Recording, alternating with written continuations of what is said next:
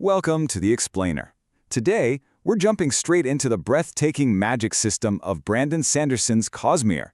Specifically, we're heading over to the world of Roshar to figure out exactly how Surgebinding works.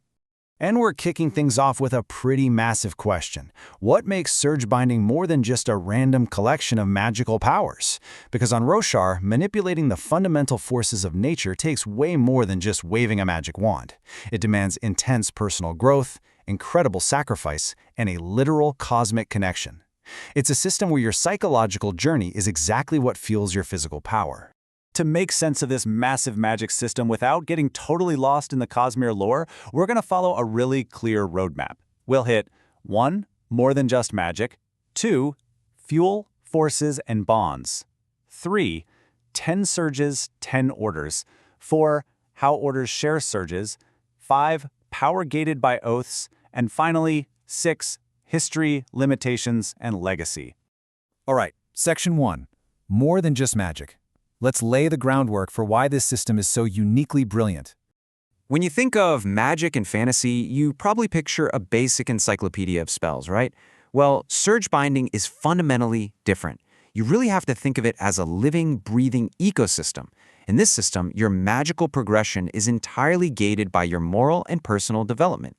You literally cannot level up your abilities without leveling up your own self-awareness and taking hard responsibility for your actions. Moving right along to Section 2, Fuel, Forces, and Bonds. What's really fascinating here is how this whole system is powered. Let's look under the hood.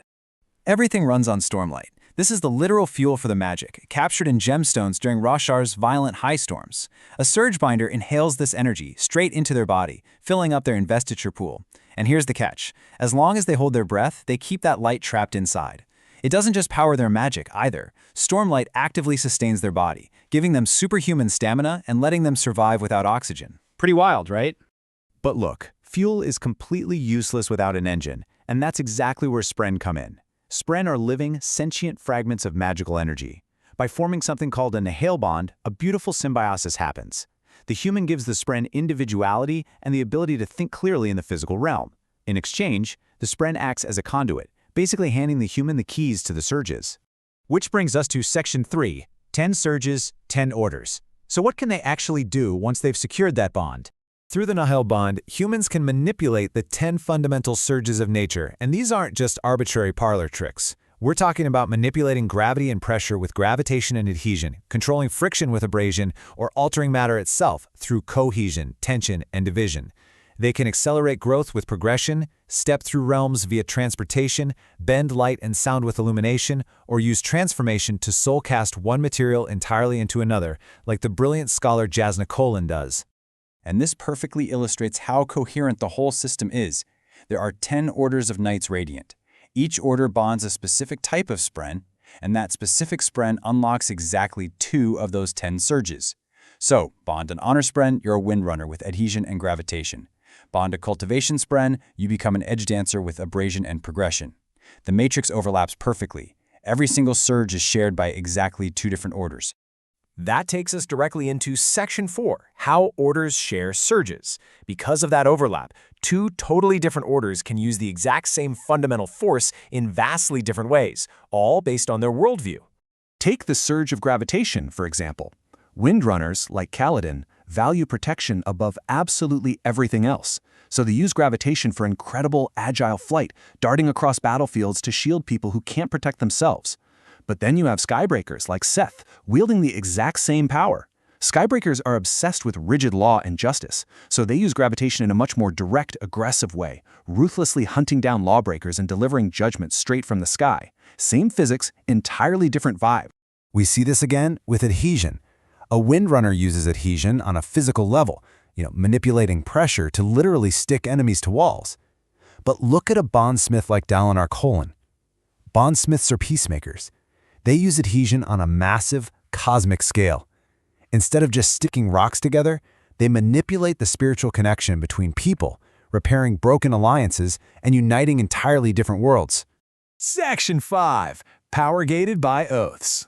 The absolute crucial point here is that getting these powers isn't free. You can't just swing a sword in a courtyard to level up. You have to earn them through oaths. Life before death, strength before weakness, journey before destination. This is the first ideal. It's the universal oath spoken by every single Radiant, regardless of their order, to kick off their Nahel Bond. It sets the baseline moral compass for anyone wielding the powers of creation. But it definitely doesn't stop there. There are 5 ideals in total, and speaking these ideals at precisely the right moment of personal growth is what actually unlocks a Radiant's true potential. A Windrunner has to swear to protect others. A Skybreaker must swear to uphold the law. A Will Shaper swears to seek freedom for the captive. You literally cannot unlock greater magic without leveling up your morality and proving you're responsible enough to handle it. Now, there's a really fascinating exception to this rule, and that's the Lightweavers. Because Lightweavers, like Shallan are masters of illusion and espionage. Their biggest danger is losing themselves in their own lies. So they don't swear rigid moral oaths to protect or serve. Instead, they progress by stripping away their own self-deceptions. They have to speak incredibly difficult, closely guarded truths about their own pasts and identities. For them, pure self-honesty is the literal key to power. Finally, Section 6. History, limitations, and legacy. Let's wrap this up by looking at the strict rules of this magic and the incredibly tragic history of the weapons they wield. See, the legendary swords of this world didn't actually start with the Radiance. The original weapons were the Honor Blades, swords made purely from god metal, wielded by the ancient heralds.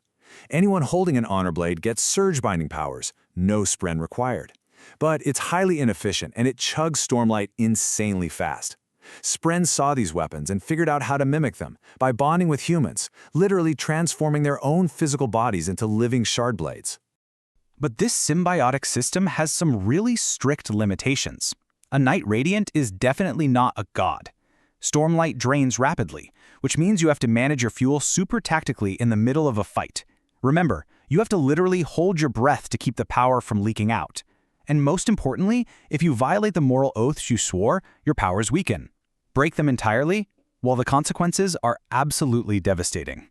Breaking an oath doesn't just, turn off your magic like a light switch. Historically, there was this apocalyptic event called the Recreance. Thousands of Knights Radiant chose to abandon their oaths all at once. And because the Nahel Bond is what gives a spren its mind in the physical realm, breaking that bond violently ripped the consciousness right out of the spren.